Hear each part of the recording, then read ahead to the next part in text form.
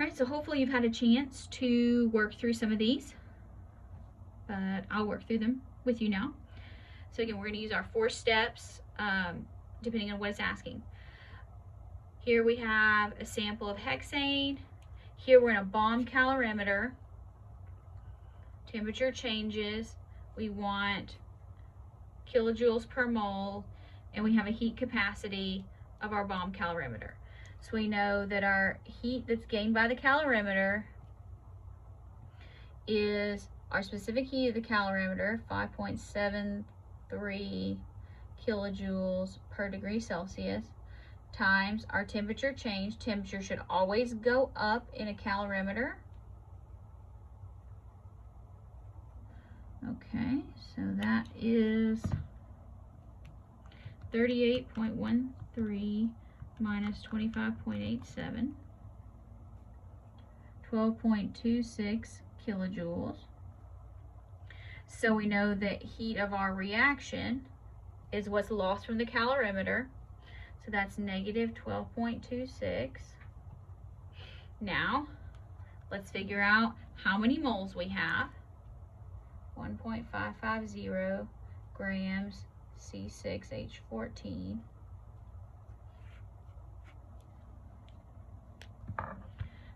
12.01 times 6 plus 1.008 times 14. 86.17 grams C6H14 is 1 mole. 1.550 divided by that answer. All right, so here I have 0.101799 moles.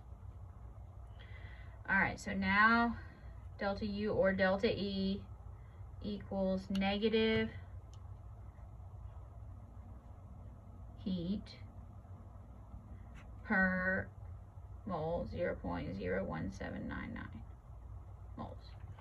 Okay, so let's do negative 12.26 divided by those moles, negative 681.6 kilojoules per mole. There's the answer.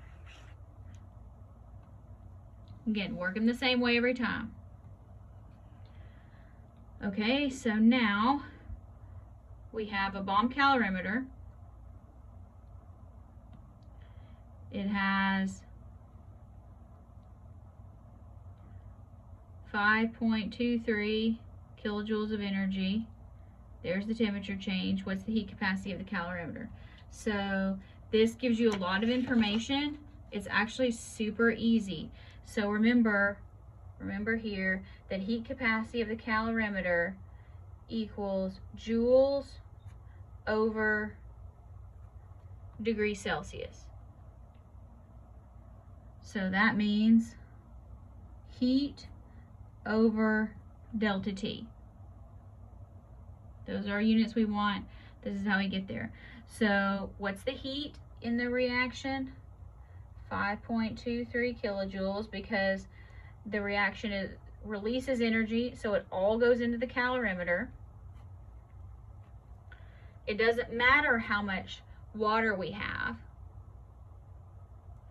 because this is a heat capacity, not specific heat capacity calculation.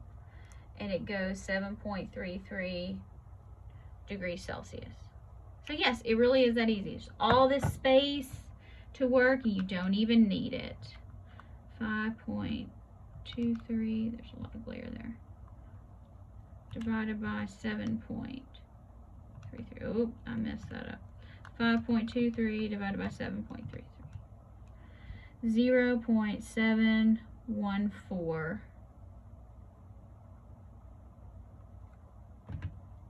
kilojoules per degree Celsius. That's it. Let's do one more example. How many calories are in a hamburger that has this many grams? There's the breakdown. Here's the heat capacity. here is the water calculation.